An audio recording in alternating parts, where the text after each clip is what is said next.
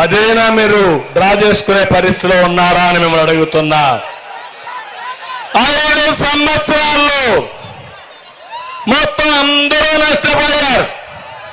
ఆ విషయమే నేను చెప్పడానికి వచ్చాను, మీకు గుర్తు చేయడానికి వచ్చాను, మీ తరపున పోరాడడానికి వచ్చాను. మీ సంక్షేమం, మీ అభివృద్ధి, మీ భవిష్యత్తుకు గ్యారంటీ మాదని చెప్పడానికి వచ్చాను. ఈరోజు ఇవన్నీ చూసిన తర్వాత ఈరోజు నాకు అనిపిస్తుంది మీరందరూ డిసైడ్ చేసుకున్నారు. అప్పుడే మీ యొక్క మైండ్స్ అన్ని కూడా నిర్ణయం అయిపోయినాయి. ఇచ్చాపురం నుంచి మంత్రాలయం వరకు జగన్మోహన్ రెడ్డి ఇంటికి పంపేయడానికి సిద్ధమైపోయారు. నాకు అర్థమైంది, ఇది ఒక తుఫానుగా మారుతుంది,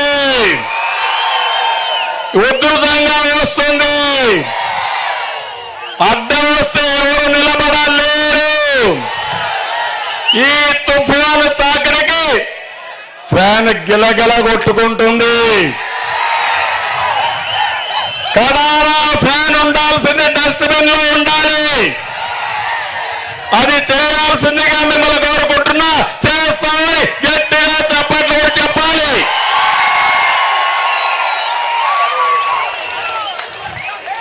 ఇంకొక విషయం చూస్తే 45 ఏళ్లుగా నేను రాజకీయాల్లో ఉన్నా. నేనే ఎక్కువ సమయం ముఖ్యమంత్రిగా ఉన్నా. చాలా మంది ముఖ్యమంత్రులు చూశా.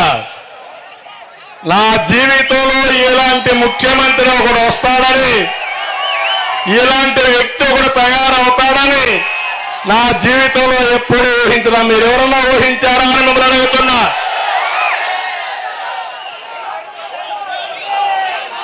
ఒక్కొక్కసారి జరిగిన సంఘటన ఒకసారి చూస్తే గుండె తరుక్కుపోతుంది. ఏంటి రాష్ట్రం ఇట్లా అయిపోయిందని బాధ కలుగుతుంది. జగన్మోహన్ రెడ్డికి ప్రజాస్వామ్యం పైన నమ్మకం లేదు, చట్టం పైన గౌరవం లేదు, వ్యవస్థల పైన విశ్వాసం లేదు. అతనికి తెలిసిందంతా